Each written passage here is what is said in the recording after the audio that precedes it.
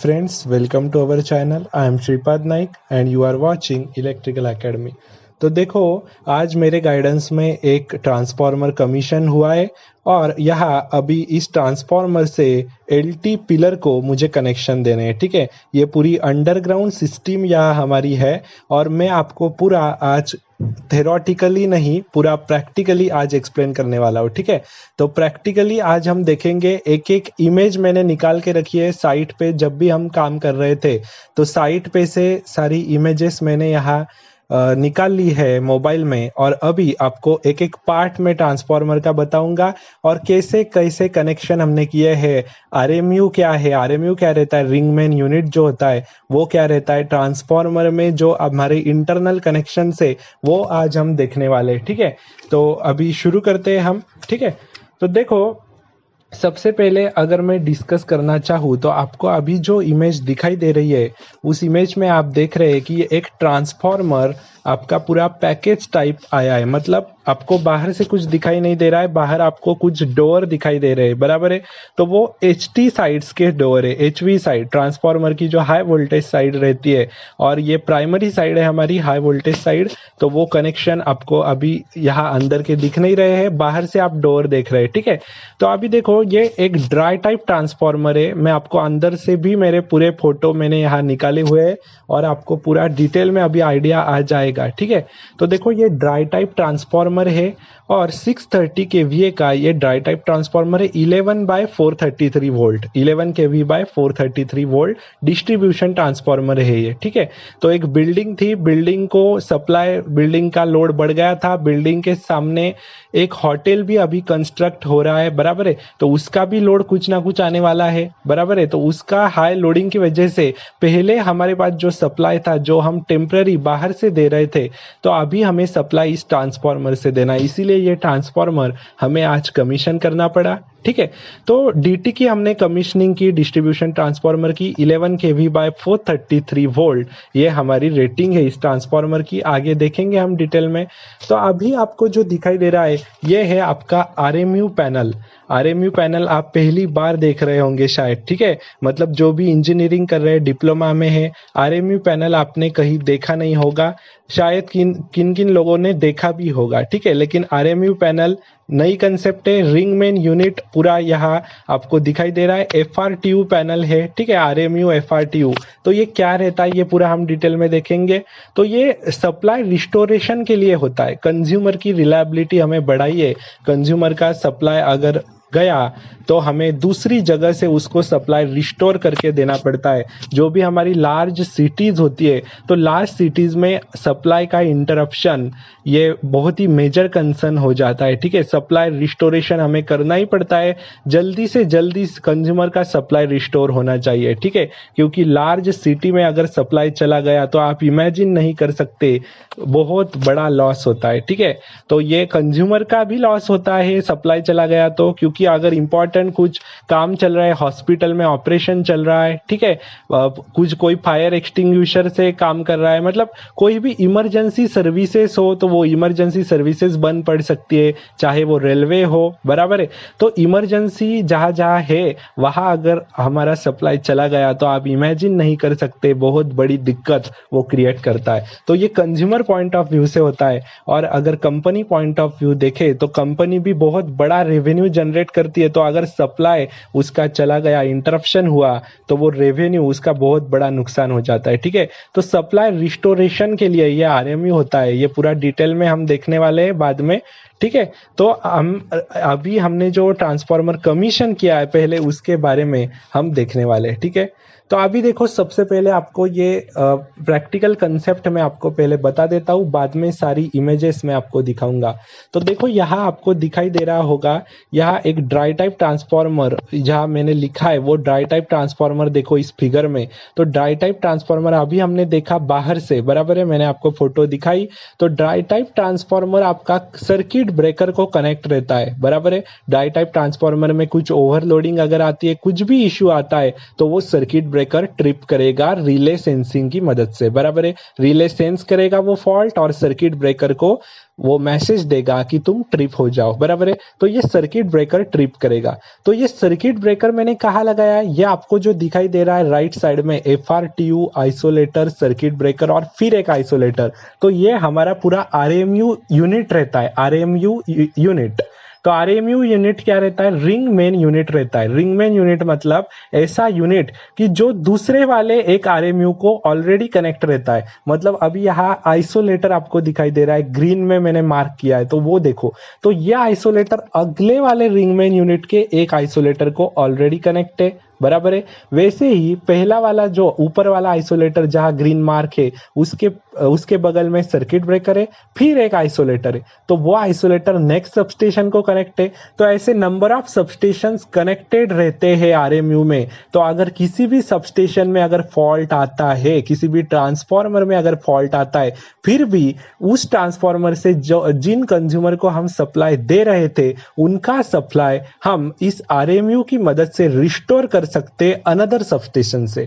मतलब दूसरे वाले सबस्टेशन का आइसोलेटर हम क्लोज करके, हमारा आइसोलेटर भी क्लोज करके, वहां से मतलब अगले वाले सबस्टेशन से हमारे सबस्टेशन तक सप्लाई ले सकते हैं। और हमारा जो ट्रांसफार्मर है जहां फॉल्ट हुआ है, उसको हम आइसोलेट कर सकते हैं, बराबर है। मतलब कंज्यूमर अनअफेक्टेड नहीं रहेगा, उसका सप्लाई रिस्टोर होगा जल्द से जल्द। उसके लिए यह RMU यूनिट रहता है। तो RMU यूनिट में क्या रहता है, FRTU रहता है। तो FRTU क्या होता है, FRTU होता है फील्ड रिले टर्मिनल यूनिट, जो स्कैडा कंट्रोल रूम को कनेक्ट करता है। स्कैडा कंट्रोल रूम एक ऐसी रूम होती है जिससे वहां हम ऑटोमेटिकली सप्लाई रिस्टोर कर सकते हैं। स्कैडा का हेल्प लेके, स्कैडा सॉफ्टवेयर की मदद से हम ऑटोमेटिकली कंज्यूमर का सप्लाई रिस्टोर कर सकते हैं रिमोटली, बराबर है। तो रिमोटली हम सप्लाई यहाँ रिस्टोर कर रहे हैं। तो रिमोटली अगर कर रहे हैं तो टाइम भी हमें कम लगेगा सप्लाई रिस्टोरेशन करने के लिए। अगर मैन्युअली करते, ये RMU हम ऑन ऑफ आइसोलेटर जो भी है हमारा आइसोलेटर सर्किट ब्रेकर, अगर वो हम मैन्युअली ऑन या ऑफ करते तो क्या होता, ज्यादा टाइम लगता। जो भी हमारा ऑपरेशन स्क्वाड रहता है, तो ऑपरेशन स्क्वाड को उस साइट पे पहुंचने के लिए लगने वाला टाइम, तो इतने टाइम तक कंज्यूमर तो अनअफेक्टेड नहीं रह सकता बड़े बड़े हॉस्पिटल से, मॉल से, बराबर है। तो सप्लाई अगर चला गया तो हमें जल्द से जल्द रिस्टोर करना है। इसके लिए स्कैडा कंट्रोल रूम होती है। स्कैडा कंट्रोल रूम में स्कैडा इंजीनियर्स बैठे रहते हैं और वो वहां से रिमोटली ऑपरेट करते हैं। और अगर रिमोटली ऑपरेट नहीं होता है तो फिर ऑपरेशन स्क्वाड को बेच के फिर मैन्युअली ऑपरेट करना पड़ता है। लेकिन पहली प्रायोरिटी हमारी क्या है, स्कैडा कंट्रोल रूम से ये RMU यूनिट को ऑपरेट करना। तो आपको पता चल गया होगा ये RMU यूनिट क्या है। तो RMU यूनिट हर एक सबस्टेशन को कनेक्ट रहता है, एक सबस्टेशन दूसरे सबस्टेशन को, दूसरा वाला तीसरे को, ऐसे एटलीस्ट 3 to 4 सबस्टेशन कनेक्ट रहते हैं थ्रू RMU। मतलब अगर किसी का सप्लाई चला गया तो दूसरे सबस्टेशन से, दूसरे RMU से हम उसको सप्लाई भेज सकते हैं, ठीक है। तो कंज्यूमर का सप्लाई यहां से रिस्टोर होता है। और ड्राई टाइप ट्रांसफार्मर का जो आउटपुट रहता है वो हमने LT पिलर को दिया है। तो हर एक सबस्टेशन का एक LT पिलर होता है। वो 6 वे हो सकता है, 8 वे हो सकता है। तो ये 6 वे, 8 वे, 4 वे क्या है, ये आपको डिटेल में मैं बाद में बताऊंगा ही, बराबर है।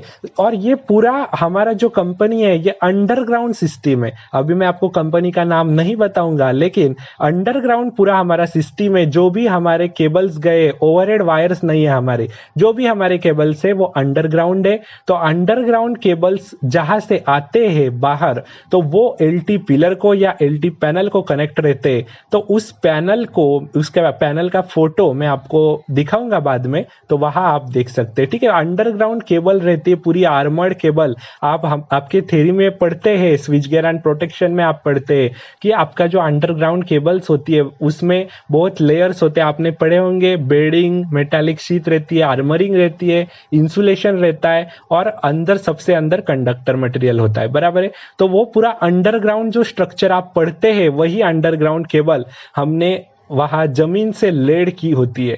मतलब पूरा अंडरग्राउंड स्ट्रक्चर हमारा होता है। तो सेफ्टी का बहुत बड़ा ध्यान यहाँ रखा जाता है, क्योंकि लार्ज सिटीज में अगर बात करें तो सेफ्टी का कंसर्न तो आता ही है, बराबर ही। बड़ी बड़ी बिल्डिंग्स होती है, तो ओवरहेड लाइंस अगर हम वहां ओवरहेड लाइन से सप्लाई भेजते तो दिक्कत क्रिएट कर सकता है, बराबर है, इसीलिए अंडरग्राउंड सप्लाई होता है, बराबर है। तो यहाँ से आपको एक आइडिया आ गई होगी कि हम कर क्या रहे। यहाँ मैंने एक ड्राई टाइप ट्रांसफार्मर आज ही कमीशन किया है और अभी उसकी इंफॉर्मेशन मैं आपको दे रहा हूँ पूरी डिटेल में। और अभी हमें ये काम करना है कि ये जो एलटी पिलर है उसको ड्राई टाइप ट्रांसफार्मर का आउटपुट हमें जोड़ना है, ठीक है। तो एक एक फोटो में आपको दिखा रहा हूं तो आप देख सकते। अभी देखो ये जो आपको दिखाई दे रहा है ये ड्राई टाइप ट्रांसफार्मर है। ड्राई टाइप ट्रांसफार्मर 630 kV है, 11 kV बाय 433 वोल्ट। तो अभी इस साइड से आप जो डोर देख रहे हैं, इस डोर में आप देख रहे हैं ये HV साइड है, हाई वोल्टेज साइड है, 11 kV साइड है, ये हम बोल सकते। और अभी ध्यान से देखिए, आपको ये जो डोर दिखाई दे रहा है बाहर से, अंदर क्या है ये आपको मैं दिखा नहीं वाला हूँ बाद में, पहले आप बाहर से देखो। आपको एक ब्लू केबल दिखाई दे रही होगी। ये जो ब्लू केबल दिखाई आपको दे रही है वो नीचे से आ रही है और उस यह जो ट्रांसफार्मर है अंदर चली गई है, बराबर है, नीचे से आ रही है। मतलब एक गड्ढा था, उस गड्ढे से वो केबल ऊपर आ रही है, ट्रांसफार्मर की तरफ गई है। तो वो है आपकी HT केबल। क्या है ये? हाई टेंशन केबल है, 11 kV की HT केबल है, अंडरग्राउंड केबल है। अंडरग्राउंड वायरिंग हमने की है तो अंडरग्राउंड केबल आई है और उस इनपुट हमने वो भेजा है 11 kV साइड को, ठीक है, हाई वोल्टेज साइड को इनपुट भेजा है। बाद में मैं फोटो दिखाऊंगा। तो ये हाई वोल्टेज का हमारा इंडिकेशन है, मतलब हमारा जो भी हमारी HT केबल्स होती है वो हमारी ब्लू होती है, चाहे वो 11 kV हो चाहे वो 33 kV ही क्यों ना हो, बराबर है, वो हमारी HT केबल होती है। तो हर एक HT केबल का हमारा कलर कोड क्या है? ब्लू है, ठीक है। तो ये आप ध्यान में रखो। और LT केबल में आपको बाद में दिखाऊंगा, उसका हमारा कलर कोड है येलो कलर, ठीक है। तो वो भी मैं आपको दिखाऊंगा। तो ये HT केबल है। और अभी इस केबल का क्रॉस सेक्शन अगर आप पूछेंगे तो ये 150 mm स्क्वायर हमारी केबल है। अभी आप मुझे एक जवाब दो, हाई वोल्टेज साइड और लो वोल्टेज साइड में किस केबल का क्रॉस सेक्शन ज्यादा होगा? तो आप इजीली, अगर आपका टेक्निकल स्ट्रांग है तो इजीली आप बोल सकते हैं हाई वोल्टेज साइड में आपका जो केबल का क्रॉस सेक्शन है वो कम रहेगा, क्योंकि हाई वोल्टेज साइड में करंट कम रहता है। मैंने आपको बताया था ट्रांसफार्मर जब पढ़ाया था, तो ट्रांसफार्मर के हाई वोल्टेज साइड में, मतलब प्राइमरी साइड है हमारी ये हाई वोल्टेज यहाँ, लेकिन वो सेकेंडरी भी हो सकती है, इट डिपेंड्स, लेकिन यहाँ प्राइमरी है हाई वोल्टेज साइड। तो वहाँ आपको दिखाई दे रहा होगा हाई वोल्टेज साइड हमेशा लोअर करंट कैरी करती है as compare to LV side. तो इसका क्रॉस सेक्शन कम है इस HT केबल का, ठीक है। अगर LT केबल होती तो LT केबल, ये जो आपको अभी डोर दिखाई दे रहा है वो एक व्यू हो गया, उसके एंड वाला जो व्यू है वहां से जब एक डोर खुलेगा, बाद में मैं फोटो दिखाऊंगा, वो हमारी LT साइड होगी। तो LT साइड में जो केबल आपको दिखाई देंगे वो ब्लू कलर से इंडिकेट नहीं होंगे, येलो से इंडिकेट होंगे, बराबर है। LT साइड येलो से हम इंडिकेट कर रहे हैं LT केबल्स हमारे। तो वहां से जो जब मैं डोर खोलूंगा तो वहां आप देखेंगे LT साइड में आप क्या देखेंगे, आपका जो केबल का क्रॉस सेक्शन होगा वो बड़ा होगा, क्योंकि वहां वोल्टेज कम है LT लो वोल्टेज साइड पे, तो करंट ज्यादा है तो क्रॉस सेक्शन मुझे ज्यादा रखना पड़ता है केबल का, बराबर है। तो ये आपको देखना है। तो देखो यहां से सिर्फ एक ही वायर आई है, तो आप बोल सकते RYB 3 फेज रहते हैं, यहां से एक ही क्यों हमारी केबल आई? तो एक ही केबल में तीनों मेरे फेज है RYB। यहाँ न्यूट्रल की जरूरत तो आपको पड़ेगी नहीं। 11 kV से मेरा ये जो ट्रांसफार्मर है ये डेल्टा स्टार ट्रांसफार्मर है। डेल्टा स्टार ट्रांसफार्मर है तो मेरी डेल्टा मेरा इनपुट हो गया, डेल्टा साइड मेरी प्राइमरी साइड हुई जो जहां से आप देख रहे। तो यहाँ RYB तीनों फेजेस, यहाँ एक ही, यहाँ ये जो ब्लू केबल आपको दिखाई दे रही है, एक ही केबल से 3 फेज मेरे आए हैं, मतलब ये हमारी 3 कोर केबल है, ठीक है। 3 फेज आए हैं एक ही वायर से, एक ही केबल में से। अंदर इंसुलेशन रहता है पूरा हर एक फेज को, ऐसा नहीं है कि तीनों शॉर्ट है। तो वहां से आपको दिखाई दे रहा होगा ये मेरी 3 कोर केबल है। तो 3 कोर केबल का इनपुट मैं भेज रहा हूँ हाई वोल्टेज साइड को। अभी मैं आगे फोटो ले रहा हूँ, ठीक है। अभी ये HT साइड, ये हाई वोल्टेज साइड, उसका ही डोर मैं आपको दिखा रहा हूँ, हर एक पार्ट मुझे आपको बताना है। अभी ये देखो, ये जो आपको दिखाई दे रहा है ये लॉक है। ये लॉक क्यों हमने प्रोवाइड किया है? देखो यहाँ इसमें अगर मैंने की डाली, देन एंड ओनली देन मैं ये दरवाजा वहां से ओपन कर सकता हूँ। ऐसा क्यों? मतलब हर किसी को एक्सेस नहीं चाहिए वो डोर खोलने के लिए। Safety is a major concern. अगर अननोन पर्सन आता है और उसने डोर ओपन किया, उसको अगर शॉक वीक लगा, तो फिर वो रिस्पॉन्सिबिलिटी हो जाती है, मतलब कंपनी के ऊपर आ सकता है, बराबर है। इसीलिए ये लॉक किया है। ये हमेशा जो भी हमारे साइट सुपरवाइजर्स होते हैं उनके पास उसकी की रहती है, वही वो लॉक को खोल सकते हैं। ठीक है, तो ये लॉकिंग अरेंजमेंट यहाँ इस डोर को प्रोवाइड की है। ये डेंजर प्लेट भी हमने लगाई है हाई वोल्टेज साइड में, बराबर है। मतलब अगर अननोन पर्सन वहां आता भी है तो वो डेंजर प्लेट्स देख के चला जाएगा, बराबर है। ज्यादा वो वहां हाथ नहीं लगाएगा क्योंकि safety is a major concern. ठीक है, तो अभी देखो ये यहाँ ग्रीन मार्क में अभी ये जो आपको दिखाई दे रहा है, ये मेरी टैप लिंक अरेंजमेंट है। क्या है? Tap link arrangement. मतलब ट्रांसफॉर्मर के एचवी साइड में, प्राइमरी साइड में टैपिंग्स हमने प्रोवाइड की है कि अगर लो वोल्टेज साइड में मुझे 433 वोल्ट मुझे मेंटेन रखना है, तो 433 वोल्ट आउटपुट में दे रहा हूं, तो मुझे वो आउटपुट मैनेज भी करना पड़ेगा, क्योंकि कंज्यूमर का लोड तो हमेशा वेरी करेगा। कंज्यूमर का लोड वेरी करेगा तो उसका वोल्टेज भी कम ज्यादा हो सकता है एलवी साइड में। तो वो 433 कांस्टेंट तो हमें मेंटेन करना ही है। अगर ज्यादा वोल्टेज कंज्यूमर को दिया तो क्या कंज्यूमर हमारा खुश होगा? ऐसा तो नहीं है। कंज्यूमर को रेटेड वोल्टेज देना पड़ेगा, थ्री फेज कंज्यूमर को।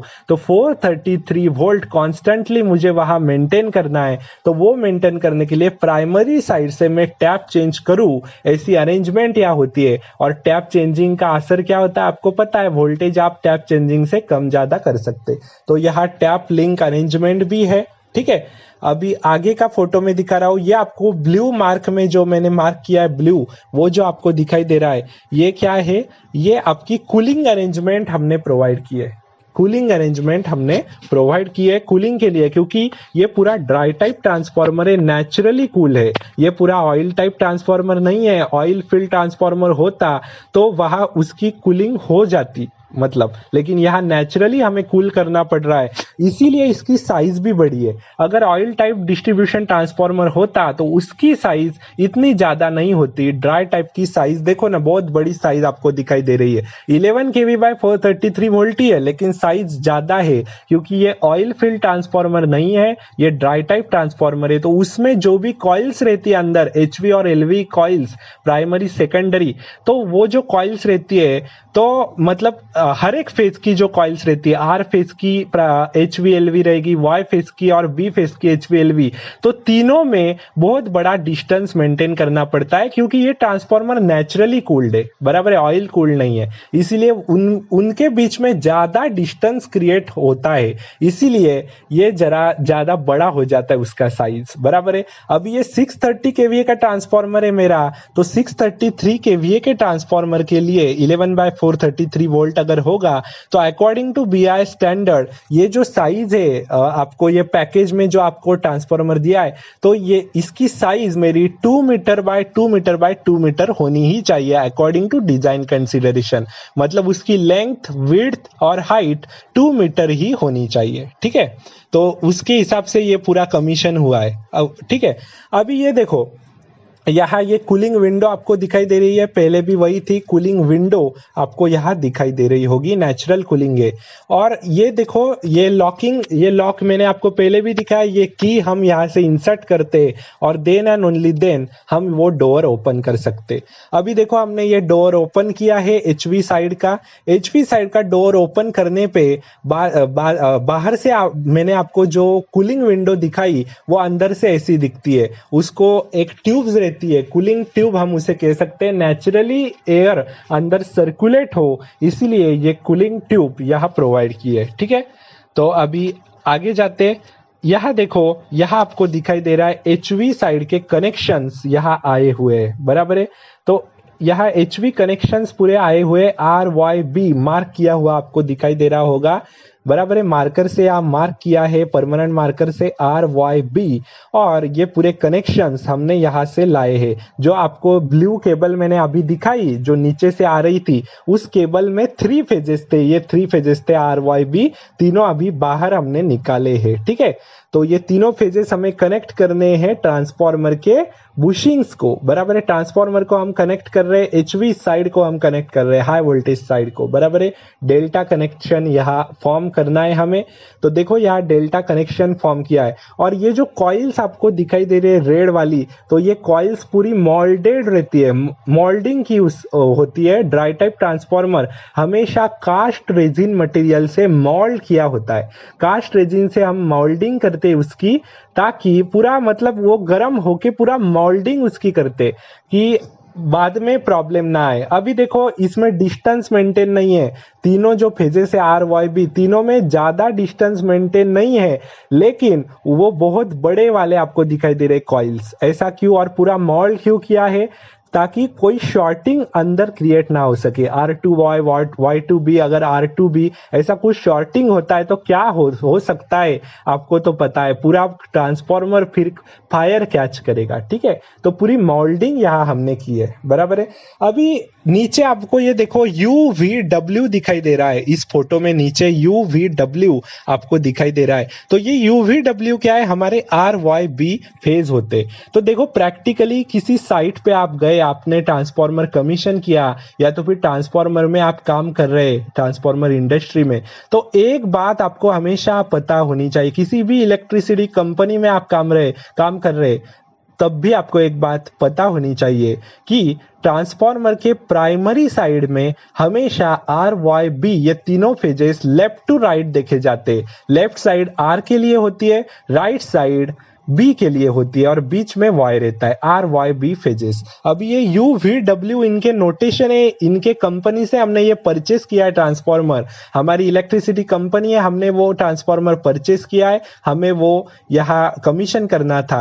तो UVW फेजेस उन्होंने नोट किए, हम इसे RYB भी बोल सकते, हम इसे ABC भी बोल सकते, वो हमारे ऊपर डिपेंड है, लेकिन तीनों फेजेस का सीक्वेंस हमेशा मेंटेन रहना चाहिए। तो उस सीक्वेंस के हिसाब से 1 2 3 फेज हमेशा लेफ्ट टू राइट देखेंगे, अगर वो प्राइमरी साइड होगी तो, और ट्रांसफॉर्मर की सेकेंडरी साइड होगी तो हमेशा कनेक्शन राइट टू लेफ्ट आप देखेंगे, राइट टू लेफ्ट वो होंगे RYB, हमेशा नोट करो। तो अभी हम LT साइड के तरफ जब जाएंगे, LV साइड में, तो LV साइड में आप राइट टू लेफ्ट कनेक्शन देखने वाले बाद में।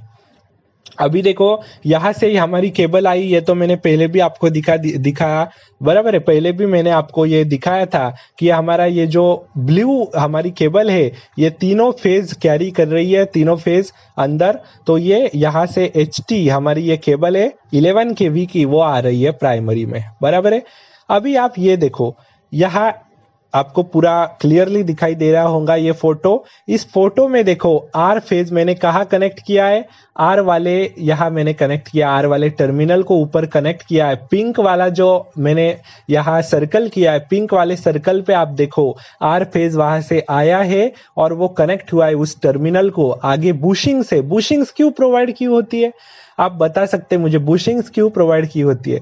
बुशिंग्स इसीलिए प्रोवाइड की होती है कि पूरा यहाँ आइसोलेशन मेंटेन रहे, लाइव पार्ट और बॉडी में आइसोलेशन मेंटेन होना चाहिए। ट्रांसफॉर्मर बॉडी और लाइव पार्ट में अगर आइसोलेशन नहीं होगा, R फेज अगर किसी बॉडी को टच होगा, Y B कोई भी फेज अगर किसी बॉडी को टच होगा, और अगर कोई काम करने आया ट्रांसफॉर्मर में, तो क्या होगा, उसको शॉक लग सकता है, बराबर है। तो बुशिंग्स हमने प्रोवाइड की हुई है, बॉडी टू टर्मिनल में हमारा आइसोलेशन मेंटेन रहना चाहिए इसीलिए, ठीक है। तो बुशिंग्स मैंने ये ऑरेंज सर्कल से जो दिखाई दे रहा है वो हमारी बुशिंग से body to terminal isolation maintain रहना चाहिए, बराबर, इसीलिए। अभी आगे हम बढ़ते हैं, आगे का फोटो। अभी देखो ये नेम प्लेट है इस ट्रांसफॉर्मर की, किस कंपनी से आया और किस कंपनी को दिया है वो मैं आपको नहीं बताऊंगा, लेकिन बाकी का आप यहां से देख सकते। ये कास्ट रेजिन टाइप ट्रांसफॉर्मर है, 630 kVA ट्रांसफॉर्मर है, 50 हर्ट्ज फ्रीक्वेंसी। वोल्टेज आपको दिखाई दे रहा है, LV का 433 वोल्ट है, HV का 11,000 वोल्ट है, ठीक है। करंट, LV का करंट है 840 रेटेड करंट, HV का 33.07 रेटेड करंट है। आप कैलकुलेट करके भी निकाल सकते KVA इंटू 1000 बाय वोल्टेज करके। KVA हमारा 11 kV साइड पे अगर कैलकुलेट किया आपने तो 11 kV 11,000 डिवाइडेड बाय हमारा जो वोल्टेज है, वोल्टेज कितना है वहां, मतलब KVA 630 है, 630 KVA ऊपर आएगा, KVA इंटू 1000 बाय आप कर सकते हैं हमारा वोल्टेज। तो 630 kV है तो 630 इंटू 1000 डिवाइडेड बाय जो भी हमारा वोल्टेज है 11 kV 11,000 अगर आपने किया, और √3 भी लगाना पड़ेगा, 3 फेज है तो 33.07 ही आपका आएगा। ठीक है, नंबर ऑफ फेजेस 3 फेजेस है, एयर नेचुरल कूलिंग है। ठीक है, नेचुरली कूल्ड ट्रांसफॉर्मर है हमारा, एयर नेचुरल। ठीक है, और नीचे आपको वेक्टर कनेक्शन यहाँ दिखाई दे रहे होंगे, डेल्टा जिगजैग कनेक्शन है। ठीक है, इंसुलेशन क्लास F इंसुलेशन इसका क्लास है। ठीक है, और बाकी के no load loss, full load loss, auxiliary loss इसमें कितना कितना हो रहा है, फायर क्लास क्या है उसका, ये पूरा नेम प्लेट पे पूरा डिफाइन किया होता है। ठीक है, तो नेम प्लेट हमेशा इंपॉर्टेंट है, हर एक ट्रांसफॉर्मर को होती है। ठीक है, अभी ये टैप लिंक अरेंजमेंट जो मैंने आपको अभी वो पूरा डिटेल दिखा रहा हूँ, टैप लिंक अरेंजमेंट यहाँ दिखाई दे रही है। ये HV लीड कनेक्शन जो आपको दिखाई दे रहा है 7 8 6 7 5 6 4 5 3 4, तो ये हमारे अंदर के कनेक्शन है, मतलब अंदर जो ये कनेक्शन करने आएगा लीड के कनेक्शन, तो उसने अगर 7 8 को लीड लगाई अंदर तो वो टैप हमारी पोजीशन 1 पे रहेगी और उसका HV वोल्टेज रहेगा 11,550 वोल्ट्स और HV एम्पियर्स रहेगा 31.49।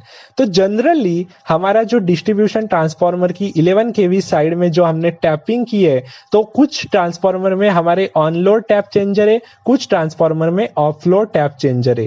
ठीक है, तो जहां ऑफ लोड टैप चेंजर है वहां ट्रांसफार्मर हमारा जब लोडेड कंडीशन पे नहीं है तब हमें वो टैप चेंज करने पड़ते हैं। ठीक है, ऐसा होता है। तो ऑन लोड टैप चेंजर भी होते हैं, ऑफ लोड टैप चेंजर भी होते हैं, आपको पता होगा इसके बारे में। ठीक है, तो ये टैपिंग से 1 2 3 4 5 टैप्स हमने प्रोवाइड किए यहाँ।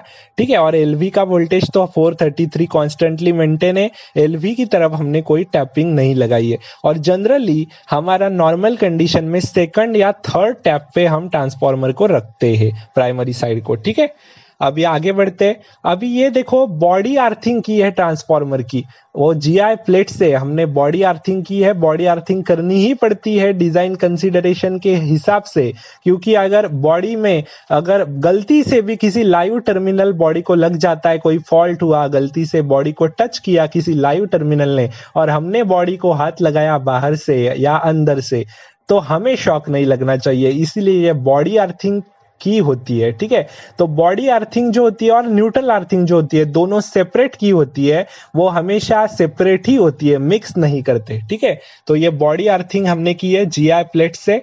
ठीक है, GI पट्टी आपको दिखाई दे रही होंगी। अभी ये LV साइड है, ट्रांसफार्मर की LV साइड आपको दिखाई दे रही होगी।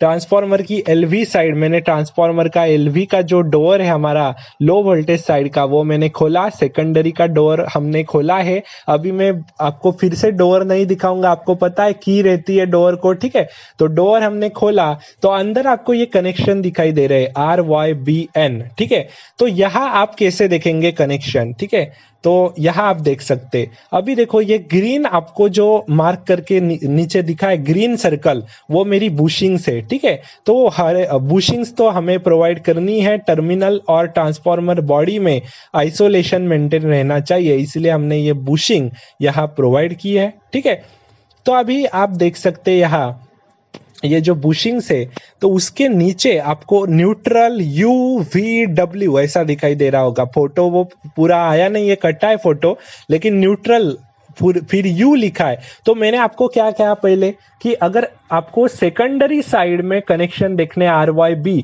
तो आप कैसे देखेंगे, राइट टू लेफ्ट देखेंगे। तो राइट को अगर न्यूट्रल होती है, अभी यहाँ न्यूट्रल है, डिस्ट्रीब्यूशन ट्रांसफार्मर है हमारी LV, सेकेंडरी साइड में न्यूट्रल हमें देनी ही पड़ती है कंज्यूमर को। ठीक है, तो न्यूट्रल हमारे पास है, तो न्यूट्रल सबसे पहले आएंगी राइट में, बाद में फिर U जो है वो हमारा R फेज है, ऐसे हमें देखना है, न्यूट्रल RYB ऐसा हमें देखना है, राइट टू लेफ्ट देखना है सेकेंडरी में। अभी ये देखो, ये आपको जो रेड सर्कल दिखाई दे रहा है, तो रेड सर्कल में मैं आपको सीटी दिखाना चाहता हूं, वो हमारा सीटी है। सीटी को इनकमिंग वायर आई है और आउटगोइंग वायर आई है, तो ये सीटी की मेरी सेकेंडरी है। और सीटी जहां कनेक्ट है वो प्राइमरी को कनेक्ट है, और उसके जो वायर्स है वो एज अ सेकेंडरी एक्ट कर रहे हैं करंट को मेजर करने के लिए, ठीक है। तो वो मेरा सीटी है, इनकमिंग आउटगोइंग मेरी वायर्स है। और ये जो ब्लू सर्कल आपको दिखाई दे रहा है, तो ब्लू सर्कल, ये जो ब्लू सर्कल है वो एक फेज है मेरा, ये मेरा वाई फेज का कनेक्शन है, ठीक है। और ये जो आपको पिंक दिखाई दे रहा है, पिंक सर्कल में, तो वो वहां मैंने न्यूट्रल अटैच किया, RYB तीनों का कंबाइन न्यूट्रल को देना पड़ेगा, वो अटैच किया, ठीक है। अभी ये देखो, ये क्या है, ये है लक्स, इसे हम बोलते हैं लक्स। तो लक्स जो होता है वो ट्रांसफॉर्मर के टर्मिनल को लगाया जाता है, HT हो LT हो, बुशिंग्स को, मतलब उसके टर्मिनल को लगाया जाता है। और बाद में उसके नीचे से, ये जो आपको सर्कल दिखाई दे रहा है लक्स में, तो उसके नीचे से मैं अंडरग्राउंड केबल मेरी अटैच करूंगा, ऐसा मेरा कहना है, ठीक है। तो ये जो लग होता है वो हमारे केबल के रेटिंग के ऊपर डिपेंड होता है कि हमारे केबल की रेटिंग क्या है। अभी हमने HT केबल देखी जो हाई वोल्टेज साइड में आ रही थी, प्राइमरी केबल, तो उसकी रेटिंग क्या थी, उसकी रेटिंग हमारी 150 mm स्क्वायर थी। तो इस लग की रेटिंग भी 150 mm स्क्वायर होगी प्राइमरी के लिए। अभी ये जो लग आप देख रहे हैं ये सेकेंडरी लग है मेरा, तो ये सेकेंडरी का रेटिंग जो होगा उसके हिसाब से, तो ये 500 mm स्क्वायर मेरी सेकेंडरी की रेटिंग है अंडरग्राउंड केबल की, तो मुझे ये 500 mm स्क्वायर का लग प्रोवाइड करना पड़ेगा, ठीक है। ये और इस लक्स को 4 स्टर्स रहते हैं, ठीक है। तो ये मतलब यहाँ 4 बाजू में उसकी लॉकिंग अरेंजमेंट रहती है, ऐसे हम कह सकते हैं। मतलब पूरा ये जो अंडरग्राउंड केबल है वो यहाँ इस लग्स में जाता है, उसके टर्मिनल, तो वो पूरा वहाँ लॉक होना चाहिए, मतलब वहाँ कनेक्शन, लूज कनेक्शन फॉर्म नहीं होना चाहिए, इसीलिए, ठीक है। तो ये लग होता है, ये 500 mm स्क्वायर का लग है मेरे हाथ में जो आप देख रहे हैं वो, ठीक है। और LT केबल, ये जो मेरी LT केबल में कनेक्ट कर रहा हूं अभी ट्रांसफॉर्मर की सेकेंडरी टर्मिनल्स को, RYB को और न्यूट्रल को, तो वो मेरे सारे जो भी है वो 500 mm स्क्वायर के केबल है, बराबर है। ज्यादा mm स्क्वायर है, ज्यादा क्रॉस सेक्शन है, क्योंकि करंट वहां ज्यादा है, वोल्टेज कम है लेकिन करंट ज्यादा है, ठीक है, इसीलिए। अभी ये देखो, ये आपको न्यूट्रल की पट्टी दिखाई दे रही है, ये बाहर से आई है, बाहर से आई है मतलब बाहर गई है। न्यूट्रल जो मैंने निकाली अभी RYB को कपल करके, तो बाहर मैंने वो निकाली है न्यूट्रल की पट्टी, और उसकी ग्राउंडिंग की है। न्यूट्रल ग्राउंडिंग जिसको हम बोलते हैं, न्यूट्रल ग्राउंडिंग हमें करनी पड़ती है, हमेशा न्यूट्रल सबस्टेशन में ग्राउंड की रहती है, बराबर है। तो ये न्यूट्रल ग्राउंडिंग हमने यहाँ की है, बराबर है। तो अभी देखो, ये पूरा आपको व्यू दिखाई दे रहा है LT साइड का, मतलब सेकेंडरी साइड का आपको व्यू दिखाई दे रहा है। यहाँ देखो, राइट साइड में न्यूट्रल है, फिर UVW ऐसा देखना है, न्यूट्रल RYB ऐसे हमें देखना है।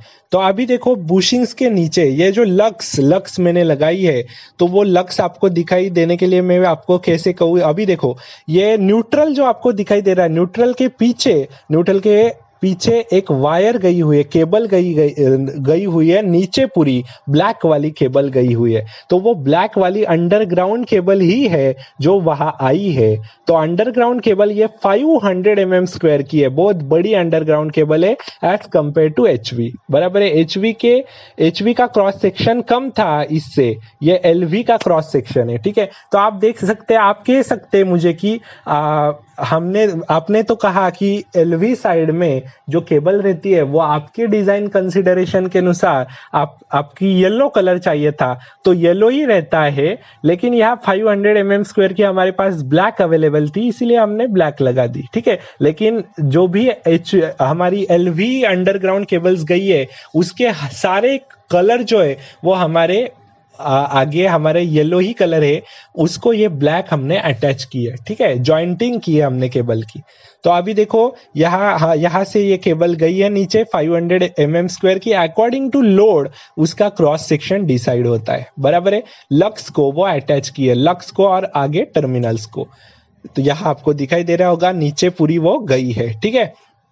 अभी देखो, यहाँ न्यूट्रल के ऊपर जो आपको टर्मिनल दिखाई दे रहा है, न्यूट्रल बुशिंग के ऊपर जो टर्मिनल है वो एज अ बस बार एक्ट कर रहा है। यहाँ से सप्लाई उसे जाएगा और फिर वो लग है, आगे एक लग है जो मैंने आपको दिखाया, वो लग से वो जो ब्लैक वाली हमारी अंडरग्राउंड केबल है वो नीचे फिर से जा रही है, मतलब एज अ बस बार वो फॉर्म हो रहा है बाहर। ठीक है, आगे हम देख सकते हैं, आगे ये देखो लॉकिंग अरेंजमेंट यहाँ प्रोवाइड की है। ये लॉकिंग सेंसर है जो आपको ऊपर दिखाई दे रहा है। अगर किसी ने दार खोलने की कोशिश की, किसी अननोन पर्सन ने, तो वो ये जो लॉक है, मतलब ये लॉकिंग सेंसर एक्टिवेट हो जाता है और वो ट्रांसफार्मर के सर्किट ब्रेकर को ट्रिप कर देता है। तो ट्रांसफार्मर ट्रिप हो जाता है, मतलब वो जो हमारा अननोन पर्सन है जो यहाँ दार खोलने गया है, उसने अगर कोशिश की तो ट्रांसफार्मर ट्रिप होगा और वो बच जाएगा, वो इंसान, बराबर है। तो वो इंसान के सेफ्टी के लिए, सेफ्टी पॉइंट ऑफ व्यू हमने वो ध्यान रखा है।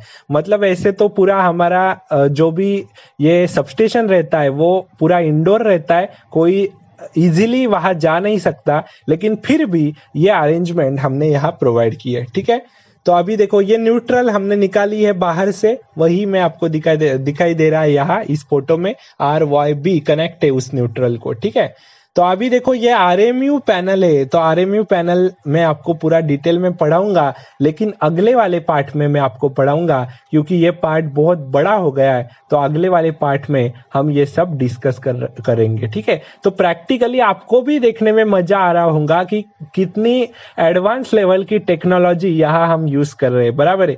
ये देखो जो भी है ये एडवांस लेवल की टेक्नोलॉजी है और प्रैक्टिकली आप साउंड हो सारी चीजों के लिए, इसलिए ये प्रैक्टिकल वीडियोस भी मैं यहाँ डाला करूंगा, क्योंकि देखो इस चैनल में सारी मैंने theoretical concepts, machine, power system सारा कवर किया। नेटवर्क थ्योरी होगा, डिजिटल इलेक्ट्रॉनिक्स है, माइक्रो कंट्रोलर है, बहुत सारी सब्जेक्ट्स हमने कवर किए हैं। और भी जो बचा है पोर्शन, सिलेबस हमारा जो बचा है वो हम कवर करेंगे, उसमें नो डाउट। लेकिन अभी ये प्रैक्टिकली भी आप साउंड होने चाहिए, हर एक चीज प्रैक्टिकली आपको पता होनी चाहिए, इसलिए ये कुछ इमेजेस मैं यहाँ लेके आता हूँ और ये इमेजेस आपको दिखाता रहता हूँ, बराबर है। मतलब अभी मैं कुछ दिनों में, मतलब हर एक वीक में मैं ट्राई करूंगा कि एक एक वीडियो आपके लिए प्रैक्टिकली कैसा होता है, हमेशा चीजें प्रैक्टिकली कैसे सोचनी चाहिए, ये इसका प्रैक्टिस मैं आपको करवाऊंगा। ठीक है, तो अच्छे से आपको वो पता चल रहा होगा। उम्मीद करता हूँ ये पूरी वीडियो आपको अच्छी लगी होगी। कैसा लगा प्रैक्टिकली हमारे चैनल पे मैंने ये जो अपलोड किया है वो आपको कैसा लगा, अच्छे से समझा कि नहीं? अगर कोई डाउट भी होता है तो आप कमेंट करके मुझे पूछ सकते। कैसा लगा आपको वीडियो, आप फीडबैक दे सकते कमेंट में। ठीक है, तो मिलते हैं अगले वाले एपिसोड में, वहां हम RMU पैनल क्या होता है वो डिस्कस करेंगे। यहाँ पूरा ट्रांसफार्मर कमीशन जो मैंने किया तो वो मैंने आपको पूरा दिखा दिया, पूरा प्रयास किया कि आपको ये समझे पूरे कनेक्शन। ठीक है, तो मिलते हैं अगले वाले एपिसोड में, तब तक के लिए goodbye and thank you very much.